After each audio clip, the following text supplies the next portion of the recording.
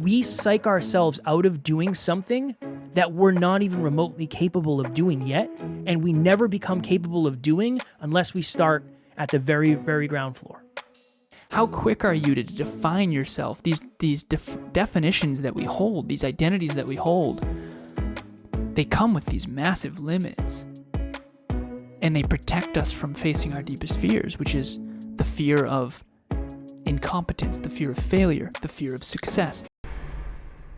Next Level Nation, welcome back to another very special, as always, episode of Next Level University, where we teach you how to level up your life, your love, your health, and your wealth. We hope you enjoyed our latest episode.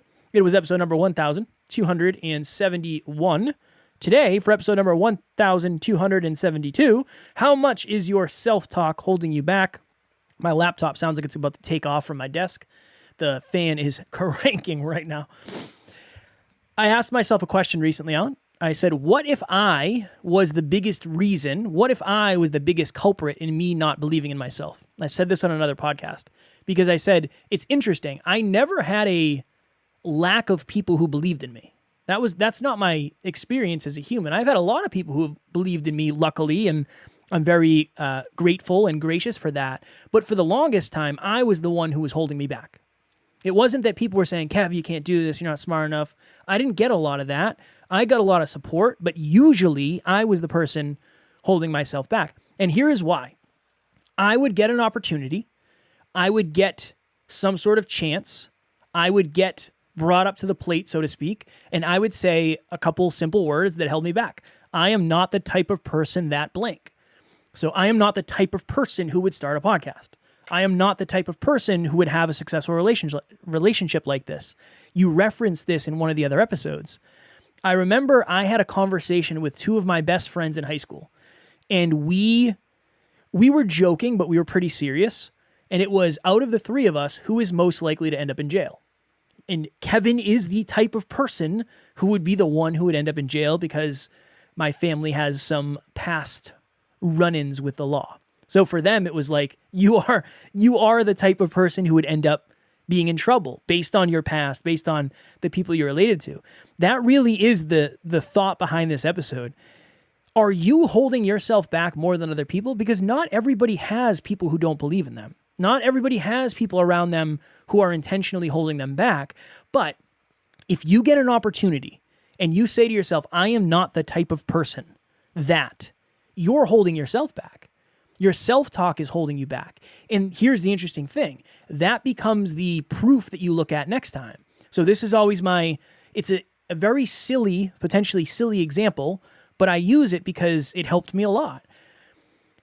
I always identified as I'm not the type of person who raises my hand and asks questions.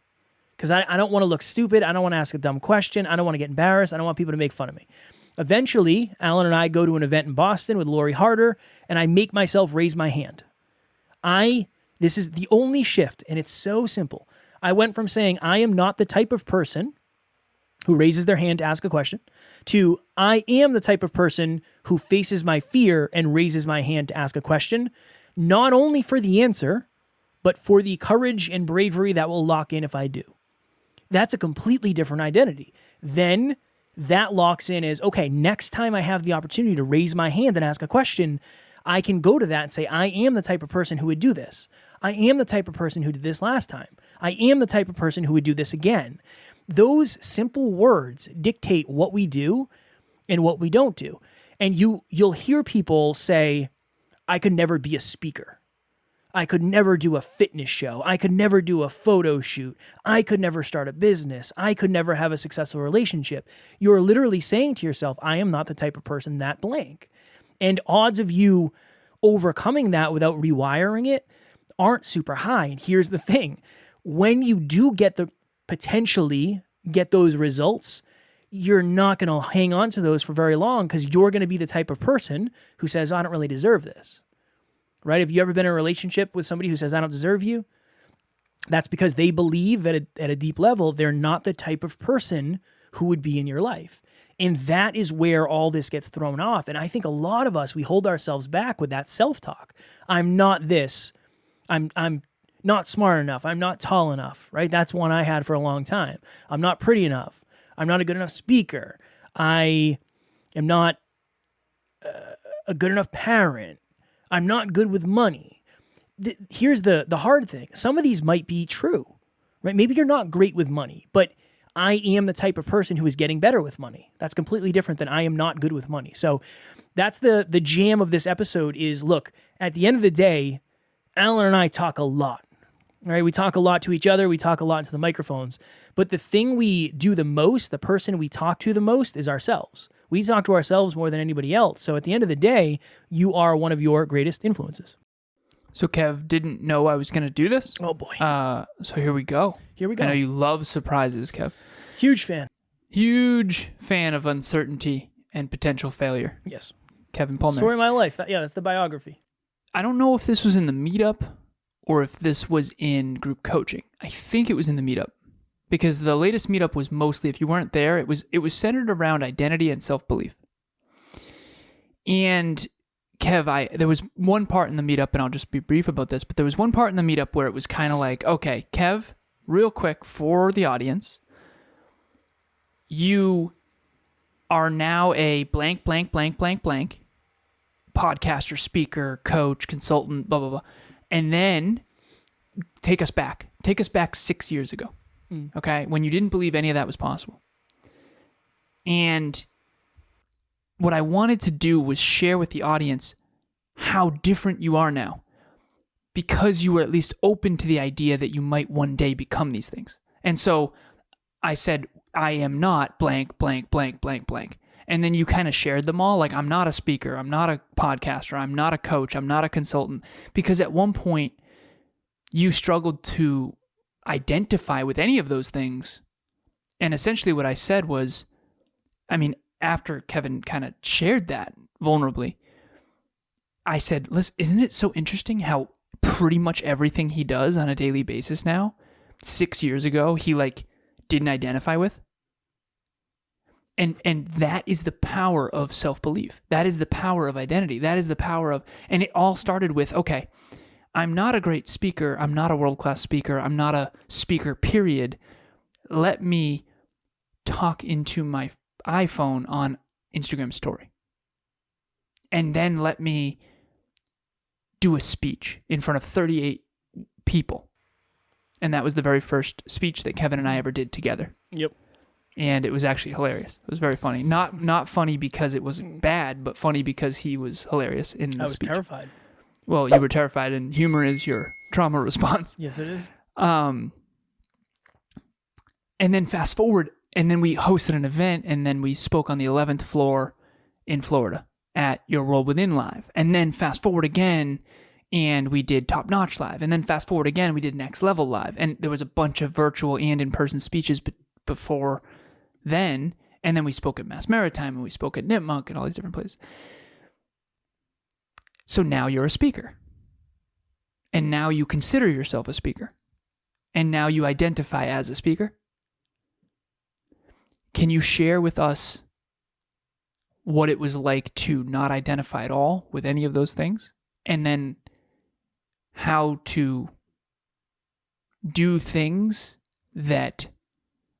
Because if I'm not the type of person that blank, pretty much you're locking yourself into never being that type of person.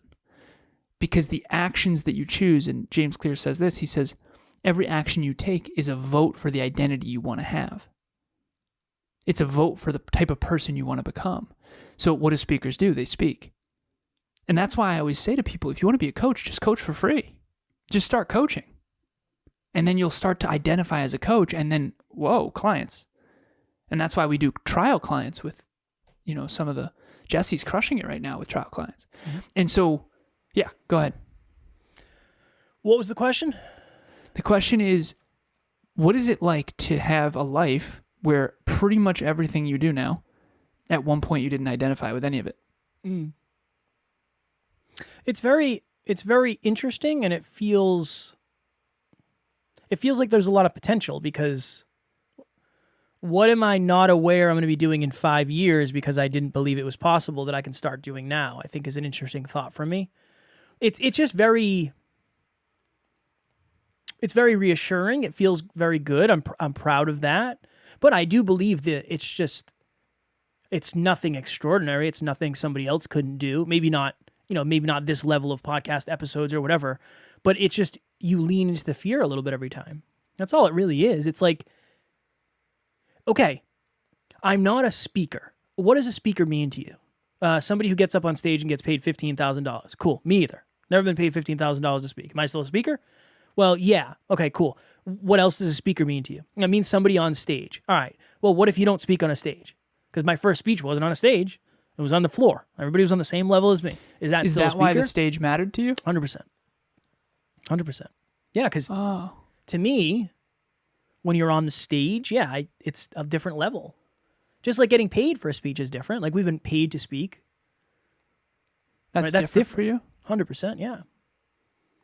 Oh. Because to me, it's just like, it's almost like, what's a good analogy here? It's almost like anybody can speak to an audience, but not anybody can get paid to speak. Because that's like a suggestion of, well, there's value there, right? Anybody can speak on the ground, but not everybody gets invited up to the stage to speak. Like that's a different level. So it's almost like for me, I just wanted to get the ball rolling, and I would start wherever the lowest barrier was.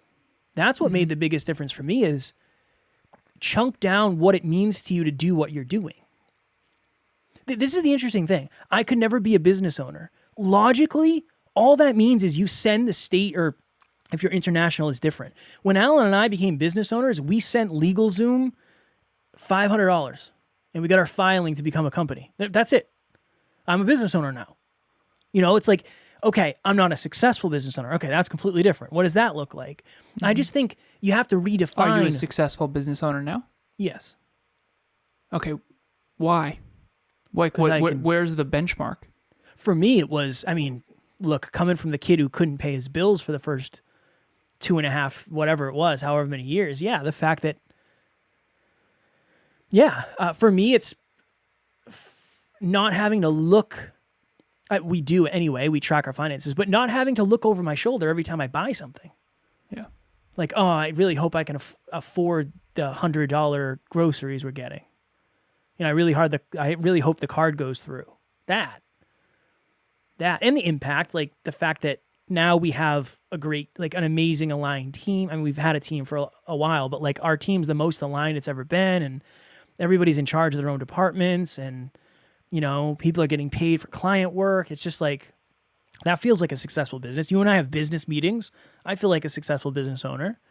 We make good money. Like I feel, so yeah, I just think for many of us, it's almost like we do not identify with the person on stage, but we don't realize that the person on stage did not start on stage. Yeah, they started talking in the mirror. Alan used to talk in the driveway. Yeah. I remember you told me that. You used to do your speeches in the driveway. Like 100%. That's where everybody starts, but that's not where anybody's ever seen. Right, I'm sure. Yeah. Right, I'm sure. But that's not where people get seen. You don't see the actor or the actress in high school going to the drama class or whatever. You don't see that. You don't see Taylor Swift strumming her guitar in front of 6 people at a barbecue. Like that's not what you see. So you find it very hard to believe that you could ever end up in that place. So what's interesting though is Taylor Swift also didn't believe that either. She might have. I don't know. Yeah, but I doubt it. 60,000 people in Foxborough when she was at the barbecue. Did she really? I don't know. Anticipate that, and maybe she did. I don't know. Yeah. But what I'm come to find, we've interviewed a lot of people. Most people don't actually see themselves there. It's just a constant progression over time of like, I've had a lot of people be vulnerable and say like, I didn't know I'd get here. See, Some of our mentors. Yeah. I'm there 100%. This is the interesting part though. It's almost like if you don't believe you can be Taylor Swift, you never pick up the guitar. Yeah. And if you never pick up the guitar, you can't be Taylor Swift unless, whatever, unless you're Taylor Swift that doesn't play the guitar. It's that level of, if your self-talk is, I could never be that, you won't even check the first box to do what it actually means to be that. I think that's all it is. And that's where we get in our heads of, I can't see myself on stage in front of 60,000. Like right now, I can't imagine that. 60,000 people. Man, I cannot imagine. I've been to football games with 80,000 people. I cannot imagine being the person on the middle of the field that everybody came to see. I can't fathom that yet, but it doesn't matter because that's not going to happen for 15, 20, 30, 40. It may never happen. That may never happen that way. I don't know. Self-improvement isn't that cool. Like if we get Kevin Hart and The Rock to come, like Grant Cardone does, maybe people, maybe 60,000 people will come. But Yeah. I think we psych ourselves out of doing something that we're not even remotely capable of doing yet, and we never become capable of doing unless we start at the very, very ground floor. Yeah. That's what Which is the fear. My name is Nathan Schwermann. I'm from Lawrence, Kansas. I've been a client of Alan's for coming on 2 years now, and I really can't recommend his program enough. Alan's always there for me with great advice and holding me accountable every step of the way, and really leading by example. I've grown a lot in his program, but he's grown alongside with me, so I'd really recommend joining up on the program and joining the community. It's just fear. I had a deep fear of getting a therapist. And I remember I didn't know how big this fear was until we were on a relationship talks coaching call, and the man in the other relationship was considering therapy, and I got to finally share with Emilia what I really went through internally. And I don't know if this is and the joke I made is guys can't even ask for directions, never mind get a therapist, right? It was a joke, but it's also like there's something in, maybe this is a man thing, I don't know. I think it probably is. But like there's something about my identity that needed to shift before I could get a therapist. Because it's almost like this idea that I can do it myself. This idea that I've studied the modalities. I've studied CBT and DBT and ACT, not as much ACT, but like IFS, I've kind of studied. I know these modalities. I do coaching. I'm a coach. So I had to I'm not the type of person that blank needs a therapist. Or I am the type of person who should be able to do this myself. Right. Right. And this is unconscious. I didn't know, but unconsciously that was really hard for me. There's a part of, and this is the phoenix burned down from the ashes. The old identity has to burn down in order to grow. And then I came back. So Emilia said, I've been doing therapy for years. It's unbelievable. You have so much opportunity that you're leaving on the table, which she was absolutely right about. I just didn't know. And so I was like, okay, so I had to deal with that. Like, is there something wrong with me? But I didn't want to hold back the relationship. So I was like, okay, let me trust her. She's never steered me wrong. So I'm going to just give this a shot. Reached out. There's one person in particular that went to my college that I really respect and trust. And now here I am advocating so much for it. And I went back to Emilia and I said, thank you so much for encouraging me to do this. Instead of I'm broken, I need to go get fixed. You've heard me talk about this. It's I actually want to improve myself. It's no different than coaching. It's just a different form of coaching. It's more of like a past focused form of coaching, whereas coaching is much more future-oriented and goal-oriented. Therapy is much more inner work and growth-oriented. And they both have both, by the way. But I'm not the type of person that needs a therapist, or I'm not the type of person that needs help. Whatever these unconscious beliefs are, they come with these implications, some positive and some negative. Very self-reliant human being. Right? I'm very hardworking and self-reliant. Okay, but here's the thing. I can do it myself is empowering in one circumstance and disempowering when it comes to leading an effective team and growing and scaling a global business or getting a therapist. So I'm not the type of person that blank comes with positives and negatives. And I could do this with anyone. I mean, even with you, I'm not the type of person that goes to the bar. That was Kevin's belief for the longest time. Okay, that's actually fairly positive. Here's the problem. Your wife wants to go to a brewery after the wedding, and if you're not the type of person that goes to the bar and you're super insecure and all weird about it, and you weren't, so Kevin wasn't, I'm just hypothetically, right? When in reality, you were just fearful of being short, right? And so you got to dig underneath these fears, because deep down, maybe I had a fear of facing my past. Maybe I had a fear of I'm not good enough if I need help. or whatever. But it's very important to like realize that I'm not the person that blank. Please take a second. And this is the question I wrote down. What type of person are you? Quote unquote. What type of person are you? Because if Kevin told himself the story of, I'm not the type of person who goes on airplanes, I'm not the type of person who speaks in a crowd, I'm not the type of person who coaches, and I remember one long conversation with you, Kev, about coaching, and you're like, I don't think I'm a good coach. And it's like, brother, I disagree. I think you're not giving it enough time. And you're still coaching and consulting people, and maybe you're not as good of a coach as XYZ or whatever, but that doesn't mean you're not a good coach. And by the way, based on what?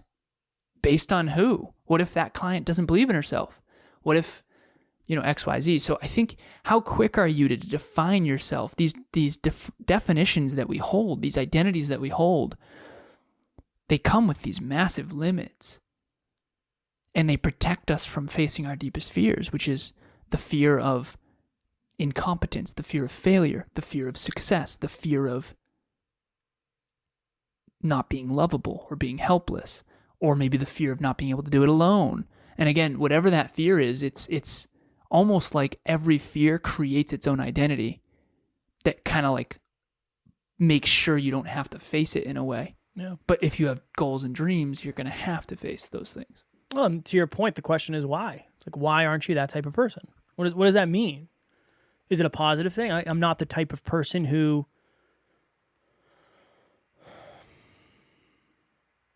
donates money. It's like, okay, why? Well, because I donated money one time and I found out it was a scam. It's like, all right, interesting.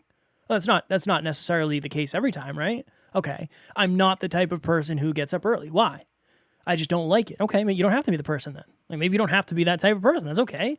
Not everybody has to get up early. I'm not, it's that. It's just, I think the important question is why. If the answer is I can't see myself at the top of the mountain that I want to climb, I don't know if that's I won't say it's not a good answer. It's not an empowering answer. Of course you can't. You shouldn't yet. Yeah. Most likely, you're not, unless you have a 10 out of 10 belief. I didn't see myself where I am today. No way. 1,300, 1,200 episodes, whatever. I don't even know how many episodes we have. I didn't see myself here. I didn't see myself with the business and that. I know we got to go, but can you unpack that a little? When I started, I really only cared about where we were. I wasn't thinking about today. I was thinking about how do I get through this next episode. That one of my, and again, I will admit, I think maybe this journey hasn't been typical in terms of like, for episode number 6, I had Dan Garino on. Shout out to Dan Garino. I don't know if he listens, but I reached out to somebody I hadn't talked to since middle school and was like, hey man, I know you're in a band and it looks like you're doing some cool stuff. I have a podcast. You want to come up to my house in New Hampshire and like we'll record? If you want coffee or anything, let me know. I'll pick it up for us. Like, I had a stranger up to my house after not seeing him for 10 years because I am the type of person that is easy to talk to. I'm easy to talk to. Like, it's gonna be a great conversation. It's not weird. It's not weird. I'm not the type of person that would weird you out if I reached out and invited you over. It's all self-talk. But just to your point, Alan, I was only thinking about then. I wasn't thinking about the future. I didn't reverse engineer this until you came, and then we did together. But most of that was for you. Or from you. I just was like, all right, this is what I must do to have a podcast. Cool. I got to order the stuff, and I got to figure out how to get it up on the interwebs. All right, that's done. This is what I must do in order to get a guest. All right, cool. Now I'm the type of person who can do interviews. All right, interesting. And then after the Justin Wren interview, you had to question that identity? Yeah, so I had an interview with one of my dream guests at the time, very high-level mixed martial arts fighter. He's been on Joe Rogan several times, but he also he has a charity initiative where he goes to the jungles of the Congo and builds water wells for the pygmy villages. And I had him on the podcast. I don't know. I was using like a phone recorder. It was a whole thing. Episode was garbage. Couldn't use it. And yeah, it made me question, am I the type of person who can actually do this? Like, am I the type of person who can actually make all this happen? Doesn't seem like. What would you say to that, Kevin, now? In the grand scheme of things, that doesn't matter nearly as much as you think, but Doesn't it feel like it matters so much at the time? It does. I said that the other day. I said in high school everything matters. Yeah, And it's I so remember interesting. I remember thinking things that happened I'd remember forever, but I don't remember it all now.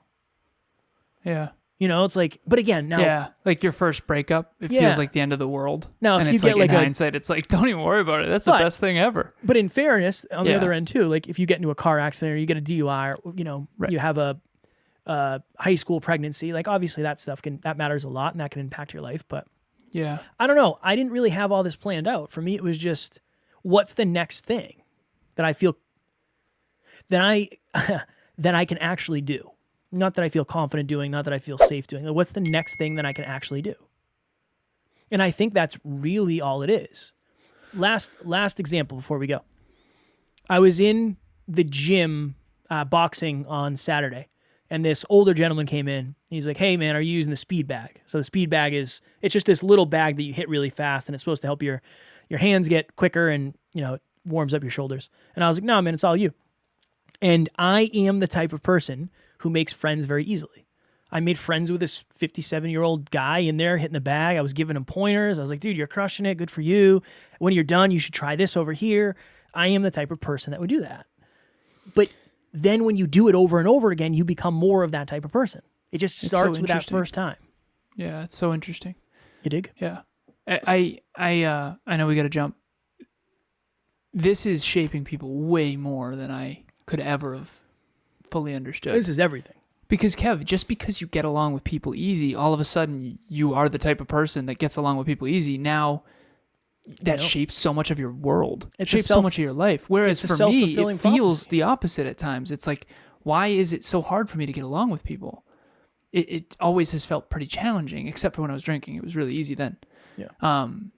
But like, I am good at math. Okay, so then you do more math, and then you get better at math. It's just interesting. So much of our future gets shaped by whatever ends up happening in the present. Yeah. And And then your we beliefs about it. rationalize it after. Yeah. It's so... If you gave me $1 billion and there was somebody who said, "I am not a speaker. I am not the type of person who could ever be a public speaker," I would most likely bet $1 billion that they would never speak publicly. Unless something, because the first opportunity you get, you turn it down. Okay, I am not the type of person because not only did I agree with myself that I'm not, but I also had an opportunity and I said no. What are the odds you're not going to say no the next time? You're most like that. It's just that wiring of it's almost like it's one nail goes in. I'm not the type of person. It goes in halfway. The next opportunity you get, you either hammer it all the way in or you pull it out. And then you put a new nail somewhere else. That's it. I'm convinced that's it. So how does someone shift this? You start by asking yourself, what are you saying yes to? What are you saying no to? And why are you saying it? Can I ask you a question? Why? Because this is connecting a lot for me of like why I believe in people so much, because I presuppose they can just change whatever they want for the most part. And neuroscientifically, that's true. I can prove it with like the data. Like neuroplasticity, you can change your identity anytime you want. Through your actual actions, it actually shows that the brain cells actually change. So your brain actually molds to whatever you're doing. So, I'm not a tennis player. Okay, go play tennis. Now you'll suddenly believe you're a tennis player. That's like a scientific fact. Yeah. My question for you, Kev, is what has it been like for you to witness my belief in other people through this lens? Because you said like I just presuppose if they say I'm not a speaker, they'll never be a speaker. I don't think that. I'm not saying they couldn't be with influence. But unless you have somebody that's redirecting you, it's going to be very hard. I would love to bet on the person. Just from what I've seen, when you self-identify as something, it's very hard for you to get out of that unless somebody helps you re-self-identify. Which is really what coaching is. Yeah, it's understandable too. Yeah. Because you almost don't. It's almost like for me, it was always a foreign thing of like I could speak. I'm not a speaker. I didn't go to college. I've never given presentations ever. I'm just going to be a speaker college now. Is the permission you need. It's Yeah. so weird. Well, in that regard, at least.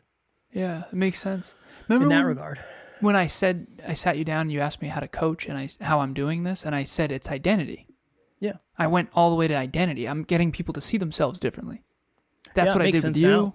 Makes a lot of sense now. It's interesting. Yeah. And if you can't do that, that's what people need. Kevin always jokes. He's like, I'm giving people more of what they want. Alan's giving them more of what they need.